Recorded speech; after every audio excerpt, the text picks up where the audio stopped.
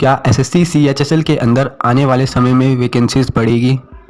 Postal assistant और sorting assistant जो SSC CHSL के थ्रू फिल करी जाती थी, अब वह एसएससी सीजीएल के थ्रू फिल करी जाएगी।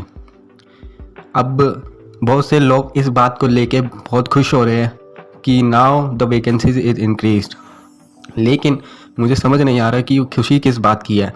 वैकेंसीज बढ़ तो रही है सीजीएल के अंदर, लेकिन सीएचएसएल से हटा के बढ़ाई जा रही है। कान ऐसे पकड़ो या ऐसे, नुकसान तो स्टूडेंट्स का ही हो रहा है।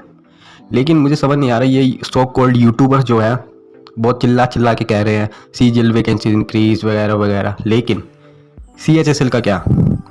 आई होप कि सीएचएसएल में भी वैकेंसीज बढ़े, और इसके 99% चांस है कि वैकेंसीज सीएचएसएल में भी बढ़ी। मैं ऐसा इसलिए कह रहा हूँ क्योंकि इसका फिर कोई बेनिफिट ही नहीं है।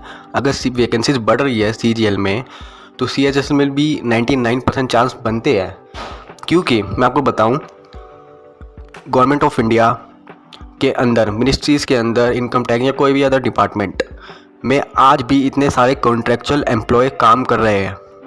यानी कि गवर्नमेंट को एम्प्लॉयज़ की ज़रूरत तो है, ये सीधा सीधा फैक्ट है। अब बात ये होती है कि गवर्नमेंट को एम्प्लॉयज़ की ज़रूरत है, गवर्नमेंट के पास काम भी बहुत है, लेकिन वो रिक्रूट नहीं कर रही। तो हो सकता है, क्या पता, अब कॉन्ट्रेक्चुअल एम्प्लॉयज़ को निकाल के वो रिक्रूट करे, और मैं समझता हूँ कि ये बहुत अच्छी बात है। क्योंकि जो स्टूडेंट पढ़ रहा है वो तो हकदार ही है ना इस जॉब का। क्योंकि आज की डेट में गवर्नमेंट ऑफ इंडिया के अंदर ऑलमोस्ट 70% कॉन्ट्रेक्चुअल एम्प्लॉय काम कर रहे हैं as a clerk, as a data entry operator, जिनमें से उनको तो खुद को मैं बहुत से लोगों को जानता हूँ जो इनकम टैक्स में एज अ कॉन्ट्रेक्चुअल एम्प्लॉय, उनकी सैलरी इज़ क्वाइट इनफ। मैं समझता हूँ कि अच्छी है। अब सरकार उनसे फ्री में तो काम करा नहीं रही, पैसे भी दे रही है। तो अब जब सरकार को पैसे देने ही हैं उन्हें, तो रिक्रूट करके थ्रू एसएससी के अब उन स्टूडेंट्स को रिक्रूट करे जो पढ़ रहे हैं, क्योंकि उनका हक भी बनता है इस पे। अब इस पे आपका क्या विचार?